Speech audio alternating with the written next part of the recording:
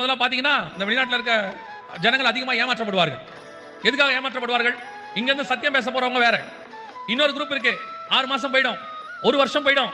அங்க போய் உட்காந்துட்டு வீடு வீடா உட்காந்துட்டு ஒருத்தருக்கா போய் தீர்க்க தரிசனம் சொல்றது, எல்லா வீட்டுக்கும் போய் தீர்க்க தரிசனம் சொல்லி எதையாவது ஒன்று அடிச்சு விடுறது. அவங்களுக்கு அந்த நல்ல வார்த்தை நாலு முந்தில அந்த குடுகுடுப்பக்காரங்க ஒருத்தர் வருவாங்க. அந்த மாதிரி இப்ப நம்மால குடுகுடுக்கு பதிலா கையில பைபிள் வச்சிருக்கான். போயிட்டு இயேசு சொல்லுகிறார், இயேசு சொல்லுகிறார் அப்படின்ட்டு போய் நின்னுறான். போய் சொன்னவன அவங்களும் என்ன பண்ணிடுறாங்க, உட்காந்து அப்படியே எல்லாத்தையும் கேட்கறாங்க. நல்லா கேளுங்க. ஒருவேளை ஆன்லைன்ல வெளிநாட்டுல இருந்து கேட்கறவங்களா இருந்தீங்கன்னா உங்களுக்கு சொல்றேன் கேளுங்க. கர்த்தர் உங்களுக்கு வார்த்தையை கொடுக்கணும்னா உங்க வீட்டுக்கு ஆளை இந்த மாதிரிலாம் அனுப்ப மாட்டார். புதிய ஏற்பாட்டை பொறுத்த வரைக்கும் உங்களுக்குள்ள இருக்கிற பெஸ்ட் தீர்க்கதரிசி பரிசுத்த ஆவியானவர். உங்க கையில இருக்கிற சிறந்த தீர்க்கதரிசன புஸ்தகம் இந்த பரிசுத்த வேதாகமம். உங்கள் சபைக்குள்ளே தீர்க்கதரிசன வரம் கிரியை செய்யும். போய் உட்காருங்க, நல்ல ஜெபம் பண்ணுங்க, பைபிள் வாசிங்க. உங்க கூட ஆண்டவர் பேசுவாரு. நீங்க இந்த மாதிரி பரியேசுக்கு பின்னாடி போனீங்கனால் ஒரு நாள் அவர்கள் ஸ்பிரிட் உங்களையும் பிடிக்கும்.